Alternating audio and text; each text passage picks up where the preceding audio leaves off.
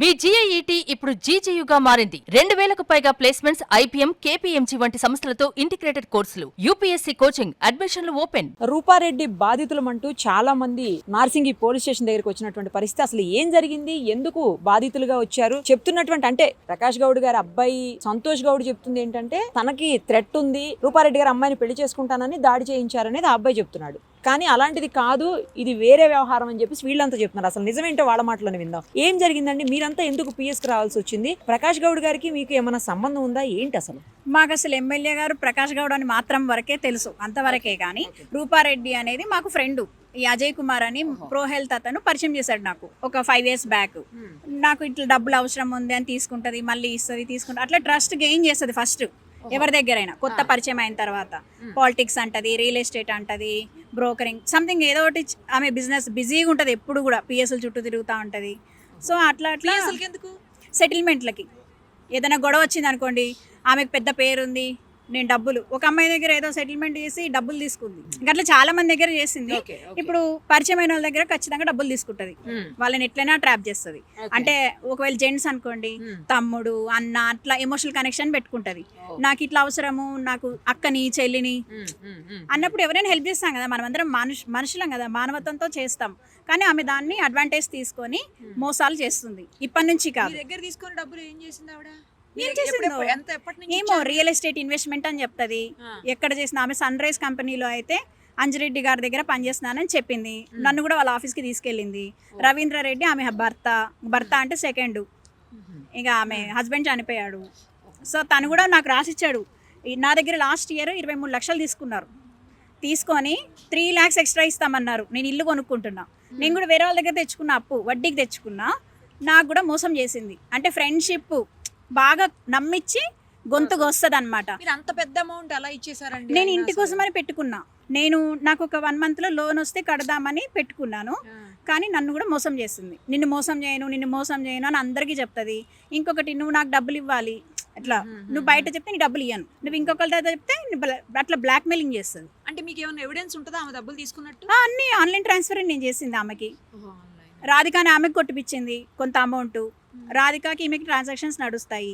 రాధికాని ఆమె దీంట్లో గ్రే హౌండ్స్లోనే దీంట్లో జాబ్ చేస్తుంది. ఆమెకే కొట్టాను నేను డబ్బులు కొడుతున్నానని చెప్పేసి. అండ్ నేను డబ్బులు ఇచ్చేదాకా రవీంద్ర, రూప మా ఇంట్లోంచి కదలలేదు. నేను సూసైడ్ చేసుకొని చచ్చిపోతా, నువ్వు ఇకపోతే నా లైఫ్ అండ్ డెత్ ప్రాబ్లం ఇది అని ఒక ½ day ఏడ్చి నా దగ్గర డబ్బులు తీసుకున్నారు. దాని దగ్గర అన్ని ఎవిడెన్స్లు మా దగ్గర కూడా ఉన్నాయి.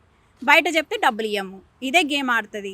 ఇంకొకటి, ఇప్పుడు ఈ డబ్బులు తీసుకున్న దానికి ఎమ్మెల్యే దానికి మాకు సంబంధం ఏముంటుందండి? ఇప్పుడు ఆమె పెళ్లి చేసుకుంటే చేసుకోవచ్చు, అప్పులు కట్టుకోవాలి కదా.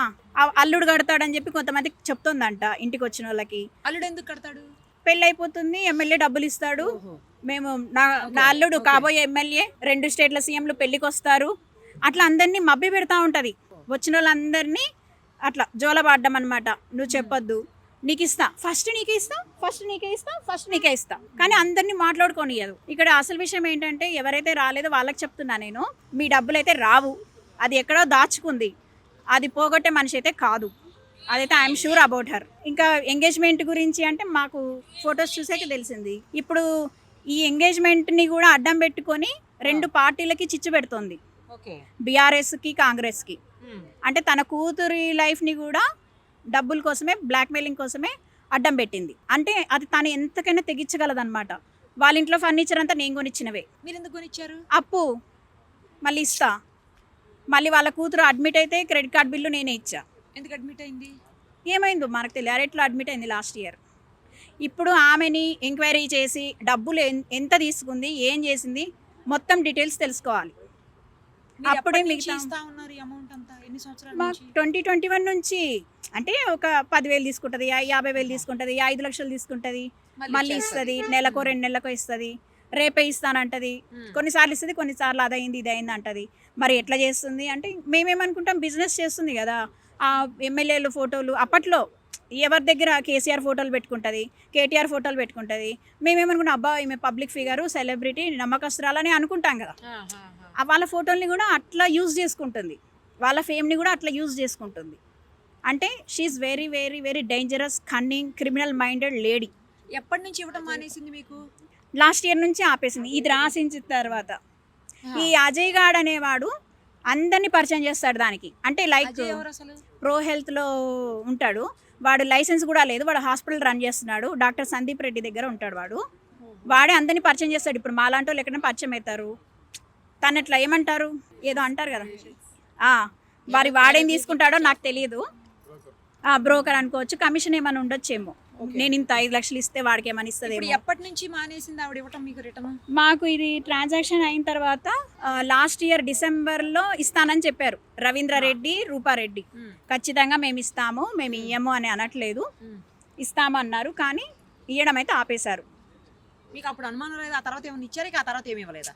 నేనేం చేశానంటే ఈ న్యూస్ని మొత్తం చెప్తాను అందరికీ అన్నా. అక్కడి నుంచి ఇంకా తను జాగ్రత్త పడింది. డబ్బులు ఇవ్వకుండా నువ్వేం చేస్తావు చేసుకో, లీగల్గా ఏమన్నా చేసుకుంటావా, నీ ఇష్టం వచ్చింది చేసుకో అనింది. నా దగ్గర అవి కూడా ఉన్నాయి స్క్రీన్ షాట్లు. సో ఇప్పుడు వాళ్ళు రాసి ఇచ్చింది ఇదేనా? ఇవాళ కాదండి, ఇది ఇక్కడ ఈరోజు ఇస్తామని 10/7/25కి ఇస్తామన్నారు.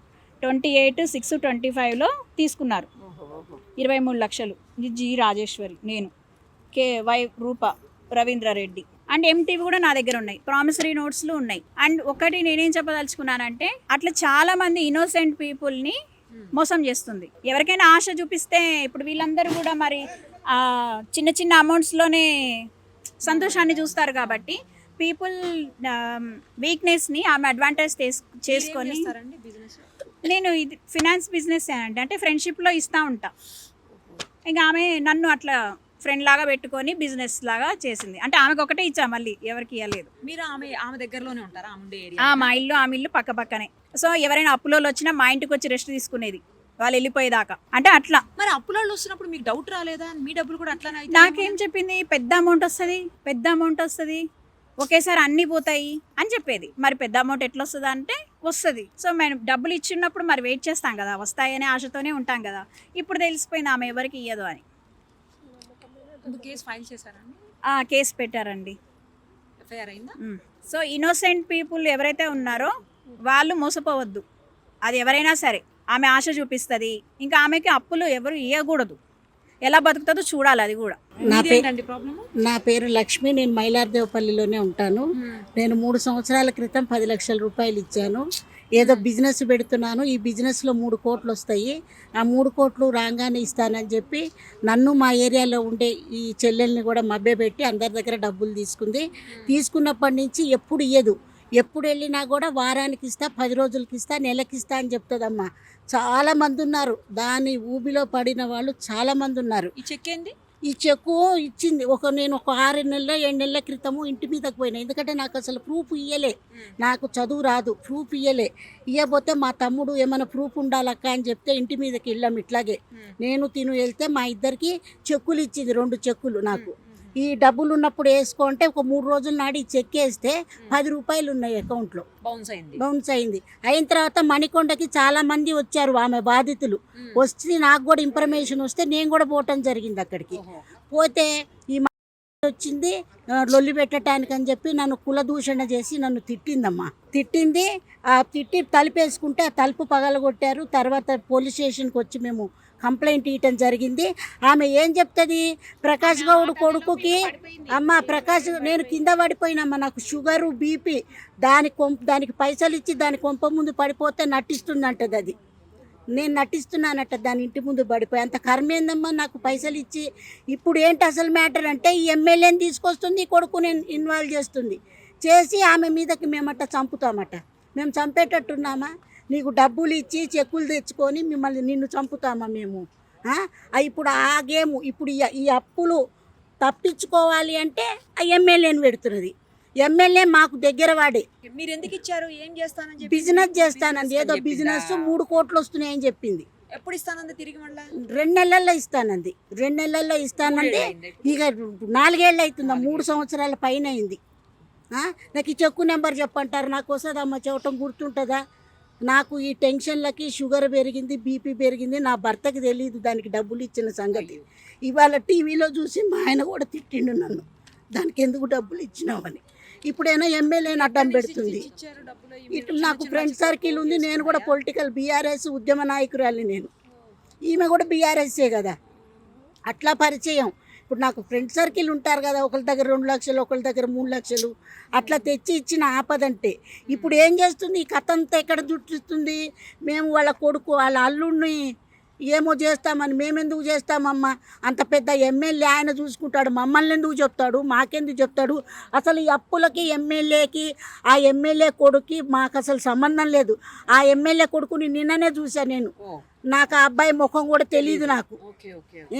ఎమ్మెల్యే గారు నాకు పరిచయితుడే. నేను బీఆర్ఎస్ పార్టీ ఆఫీసులో కూడా ఈమె పైసలు ఇవ్వాలని 1 సంవత్సరం క్రితం చెప్పా. ఉద్యమ నాయకుడు సబితా మేడంకి చెప్పిన, అక్క కూడా పాపం మాట్లాడదాంలే లక్ష్మి అంది. ప్రకాష్ గౌడ్ దగ్గరికి కూడా పోయినా, అన్న నాకు డబ్బులు ఇవ్వాలన్నా అంటే నీ ఇష్టం అక్క, నాకు చెప్పించినావా నాకు తెలియదు అన్నాడు ఆయన. ఇప్పుడు ఏం చేస్తుంది, ఇదంతా తిప్పి ఆ అల్లుడి మీద పెడుతున్నది. చంపటానికి వచ్చారు, మేము చంపుతామట ఆమెని. ఈ అప్పులన్నీ ఎగ్గొట్టడానికి ఆడే నాటకం. ప్రకాష్ గౌడ్కి ఆ అల్లుడికి మాకు ఎటువంటి సంబంధం లేదు. మాకు ఎమ్మెల్యేనే ఆయన, కానీ ఈ పైసలకి ఆయనకి ఎటువంటి సంబంధం లేదమ్మా. నమస్తే అండి, నాది కూడా డబ్బుల సమస్యనే.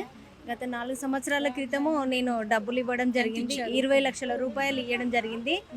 నాకు ఏదో బార్ కోడ్లలో బిజినెస్ వస్తుంది, సెట్ అవుతాము, అందులో బాగా డబ్బులు వస్తాయి, అందరము సెట్ అవుతాము, నాకు లాభం వస్తే నేను కూడా మీకు ఇచ్చేస్తానని చెప్పి నన్ను మోసం చేయడం జరిగింది. ఆ డబ్బులు కూడా నా సొంత డబ్బులు కావు, నా స్తోమతకు మించి నేను తప్పు చేశానని చెప్పి నేను గత 2 సంవత్సరాల నుంచి 3 సంవత్సరాల నుంచి నా శిక్ష నేను అనుభవిస్తున్నా. ఎందుకంటే నాకు కూడా ఫ్యామిలీ ఉంది, భర్త ఉన్నాడు, పిల్లలు ఉన్నారు, ఇల్లు ఉంది. మైలార్దేవపల్లి వినాయక్ నగర్ కాలనీలో ఉంటా నేను. నన్ను మోసం చేసి నన్ను ఇట్లా నట్టెట్లా ముంచింది. అసలు మీకు ఎట్లా తెలుసు ఆవిడ? నాకు ఈ అక్కడ మైలార్దేవపల్లికి వస్తుండే, ఎమ్మెల్యే దగ్గరికి వస్తుండే, ఆఫీస్ దగ్గరికి వచ్చినప్పుడు మా ఇంటి ముందర రామాంజనేయులు అనే అబ్బాయి ఉంటాడు, ఆ అబ్బాయి ద్వారా పరిచయం అయింది. నా అక్కడికి వస్తున్నప్పుడు, ఆఫీస్ కాడికి వస్తున్నప్పుడు నేను తనతో ఎప్పుడు మాట్లాడలే, తను కూడా నా దగ్గర ఎప్పుడు మాట్లాడలే. కానీ ఆ అబ్బాయి ఇల్లు మా ఇల్లు ఒకటే దగ్గర ఉంటుంది. అక్క మంచిది, బిజినెస్ చేస్తుంది అక్క, మనకు యూజ్ అవుతుంది చూడని చెప్పి తీసుకొచ్చి నా ఇంట్లో పరిచయం చేసిండు, నా ఇంటికి తీసుకొచ్చిండు, నా ఇంట్లో కూర్చున్నది, తిన్నది. మా అమ్మ ఉండే ఆ రోజు, నిన్న మేము డబ్బుల కోసం అని చెప్పి వెళ్ళినప్పుడు మా అమ్మనే ప్రశ్నిస్తుంది నువ్వెవరు అని. నిన్న వెళ్ళడానికి కారణం ఏంటంటే, మేము గతంలో కూడా 2022లో 2022లో నేను డబ్బులు ఇవ్వడం జరిగింది. 2022 సంవత్సరం నుంచి నేను తిరుగుతూనే ఉన్నా. అంతకుముందు ఇల్లు అక్కడ మర్రిచెట్టు సైడ్ ఏదో కాలనీలో ఉండే, ఆ ఇల్లు ఖాళీ చేసింది. ఖాళీ చేసినప్పుడు నేను ఇల్లు ఎక్కడుంది, అడ్రస్ తెలియదు అని చెప్పి నేను అప్పుడు సూసైడ్ అటెంప్ట్ చేసుకున్నాను. నేను అప్పుడు ఎందుకంటే కాల్ లిఫ్ట్ చేయదని మేడం, నేను ఎప్పుడు ఫోన్ చేసినా కాల్ లిఫ్ట్ చేయకపోతుండే.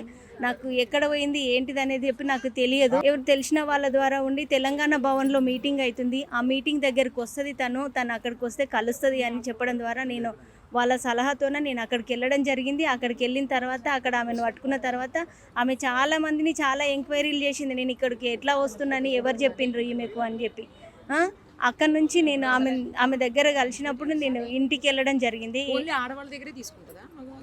ఇక వాళ్ళ దగ్గర ఎట్లా ట్రాప్లో పడేస్తుందో మాకైతే తెలియదు మేడం. మేము ఇచ్చింది అయితే ఆడవాళ్ళమే ఇచ్చినాము. నేను కూడా చేసింది ఈ మహిళా సంఘాల వాళ్ళు నా తరఫున వచ్చిండ్రు. నేను వాళ్ళ దగ్గర నుంచి 2 లక్షలు, 50,000, 3 లక్షలు, 4 లక్షలు వాళ్ళకి అవసరం లేకపోతే నేను తీసుకొని నేను అప్పులు కడుతున్నా, వడ్డీలు కడుతున్నా మేడం. ఇంకా అప్పు కూడా నేను ఎక్కడి నుంచి కట్టాలో తెలియదు. ఈ రోజు నేను మార్కెట్లో నా ఇల్లు అమ్ముకొని నేను రోడ్డు మీదకి వచ్చే పరిస్థితి వచ్చింది. ఎందుకంటే తనలాగా నేను మోసం చేయలేను. నేను అప్పులు చేసిన వాళ్ళ దగ్గర తనలాగా దుర్పాయించి నేను మోసం చేసి, నేను బస్తీలో ఉండే మహిళను మేడం, నేను లోకల్గా ఉంటాను. నేను ఎక్కడో వెళ్ళిపోయి పారిపోయి నేను ఎక్కడో పోయేదాన్ని కాదు. నేను మేడం వీళ్ళ భర్త 3 రోజులు డబ్బులు ఎట్లా ఇచ్చినా ఆ డబ్బులు వచ్చేదాకా వాళ్ళ ఇంట్లోనే ఉండంటే, వాళ్ళ ఇంట్లో కూడా 3 రోజులు ఉన్నది, అసలు ఏం తింటే వీళ్ళ మమ్మీ వెళ్ళి తీసుకొచ్చింది. మని చచ్చిపోతుంది, 3 పిల్లలు ఉన్నారు, మేము డబ్బులు పోతే దానికి ఇచ్చింది, మోసపోయింది, డబ్బులు వస్తాయో రాగా, నా బిడ్డ చచ్చిపోతే నా బిడ్డకు 3 పిల్లలు ఉన్నాయని వాళ్ళ అమ్మ వెళ్ళి తీసుకొచ్చింది. నా భర్త కూడా 10 సార్లు వెళ్ళిండు, మా చెల్లె వెళ్ళింది, మా మరిది వెళ్ళిండు, చాలా మంది. మేము ఇప్పుడు ఆమెకి వచ్చి ఆమె ఇంటికి వచ్చి అప్పులు ఇచ్చిన వాళ్ళు ఈమెను వచ్చి కొడుతున్నారు. వాళ్ళ ఇంటికి తెలుసుకొని వాళ్ళ ఏరియాలోనే ఉన్నారు అప్పులు తెచ్చిన వాళ్ళు, వాళ్ళ ఇంటికి వచ్చి కొడుతున్నారు. పిల్లలు, ఆమె పిల్లలు కూడా మాకు చదువుకు పెడతలేవు, మాకు బట్టలకి ఇస్తలేవు, నువ్వు ఎందుకున్నావే, నువ్వు సావు, ఎవరికో ఇచ్చినావు, తీసుకురా డబ్బులు, లేదంటే అడే సావు అన్నది. మందు కూడా పోసుకున్నది. పక్కన ఈయన పరిచయం చేసినాడు, వీళ్ళ ఇంటి పక్కనే ఉంటాడు ఆ అబ్బాయి. ఈమెకు మేము ససదా బస్తాను మేము కూడా ఈమెకి ఇచ్చినాం డబ్బులు. ఎంతమందికి అప్పులు కడుతుందని ఇప్పుడు చెల్లె లేకుండా అన్న లేకుండా మాకు తెలిసిన దాని నుంచి మేము తెచ్చిచ్చినాం. మా అమ్మ కూడా ఇచ్చింది, మా నాయన చనిపోతే ఆ డబ్బులు కూడా తెచ్చి ఇచ్చినాం. ఈమెను ఇడిచి పెట్టుకొని ఈమె చచ్చిపోతే ఈమె పిల్లలు ఎట్లా మేడం? ఇప్పుడు ఆమె అల్లుని రూపారెడ్డి ఇప్పుడు అల్లుని అడ్డం పెట్టుకొని ఆమె ఏదో చెప్తుంది, అల్లుడు చెప్తున్నాడు అంతేగాని ఈమెకు అల్లుడు ఇవాళ 2 నెలల 3 నెలల పరిచయం అయింది. మేము డబ్బులు ఇచ్చి 4-5 నెలలు అయింది. ఈమె కాల్ రికార్డ్ తీసిన అంటున్నాడు ఆ అబ్బాయి. కాల్ రికార్డ్ ఇప్పుడు ఎట్లా తీసిండో అత్తకు ఈమెకు ఎన్ని రోజుల నుంచి కాల్ రికార్డ్ ఉంటే మా కాల్ రికార్డ్ తీయాలి. ఆయన చచ్చిపోయినా ఆయనకు సాగు భయం ఉంది అంటున్నాడు కదా. ఇప్పుడు మరి ఈమె చచ్చిపోతే ఆమె పిల్లలకు ఆమె భర్త కాలుకు బాగాలేదు. వాళ్ళు చిన్న ఏదో బిజినెస్ పెట్టుకొని పని చేసుకుంటున్నారు. వాళ్ళు ఇంటి మేము వెళ్ళినాం మేడం, ఇంటి మీదకి వెళ్ళి గొడవ చేయడానికి వెళ్ళలేదు. మామూలుగా ఈమెకు ఎన్ని తారీఖు చెక్ ఇచ్చింది? మీరు ఫస్ట్ పోయినరా? ఫస్ట్ పోతే చెక్ ఇచ్చింది. ఆ చెక్ ఇస్తే ఆ చెక్ బ్యాంకులో వేసుకుంటే అందులో 9 రూపాయలు ఉన్నాయని బ్యాంక్ మేనేజర్ ఆమెకు ఫోన్ చేస్తే మళ్ళీ ఏమైంది నువ్వు ఇట్లా దొంగ చెక్కులు ఎందుకు ఇచ్చినావు అని పోయి అడగడానికి పోయిండ్రు. ఎవరెవరో వచ్చినని అందరు పోయి ఒకరికొకరికి నువ్వు ఇట్లా ఎందుకు చేస్తున్నావు అని అడగడానికి పోతే ఇంట్లో డోర్ లాక్ చేసుకున్నది. అల్లుని బయటనే పెట్టి అల్లుని బిడ్డని బయటనే పెట్టి డోర్ లాక్ చేసుకున్న డోర్లు తొబ్బిరు. ఎంతగానో అని ఓపిక ఉంటది. ఎన్నిసార్లు అని మేము ఈ రోజే కాదు పోయింది, చాలా సార్లు అయినా. మేము సబితా ఇంద్రారెడ్డి మేడం గారికి చెప్తాం, అక్క మా బాధ ఏదో మేము వెళ్ళగొట్టుకుంటాం చెప్తామంటే వాళ్ళకి చెప్తామంటే వాళ్ళ తను ఇప్పించుకోపోయి మాకెందుకు చెప్తున్నావు? ఈమె మహిళా సంఘం గ్రూప్లలో రాస్తుంది. నాకు కూడా అందరు తెలుసు అంటే ఎమ్మెల్యే ముందు నుంచే పరిచయం వీళ్ళకు. ఎవరికి చెప్పినా కానీ నువ్వు ఏ స్టేషన్ కు పోతావో చెప్పుకో, అక్కడ వాళ్ళు ఎవరన్నా ఇస్తే వాళ్ళ దగ్గరనే తీసుకో. నాకన్నా ఎక్కువ తెలుసా నువ్వు ఏడా చేసుకుంటావు చేసుకో, బయట చెప్తే డబ్బులు రావు అని వాళ్ళు ఇట్లనే సతాయించి 4 ఏళ్ళ నుంచి ఇదే పరిస్థితి. ఈమెకు ఇంట్లో ఈ పరిస్థితి ఉందంటే 2 రోజుల నుంచి అన్నం లేదు. ఈ మనిషి అలానే ఉంది. పిల్లలు చదువుతున్నారు, పిల్లలు కూడా నువ్వు సావు మమ్మీ ఎందుకు నువ్వు వేస్ట్ అని అంటున్నారు. నా భర్త ఈ రోజు ఇంట్లో నుంచి వెళ్ళిపోమని